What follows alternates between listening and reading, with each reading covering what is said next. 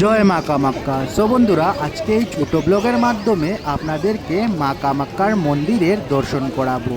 আর এখানে দেখতে পাচ্ছেন অনেক ভক্তবৃন্দরা মা কামাক্কার দর্শন করতে এখানে এসেছেন। আপনারা যদি আমার চ্যানেলে নতুন হয়ে থাকেন তাহলে আমার চ্যানেলটি সাবস্ক্রাইব করে নেবেন আর ভিডিওটি শেয়ার করে অন্যদেরকে দেখার সুযোগ করে দিবেন।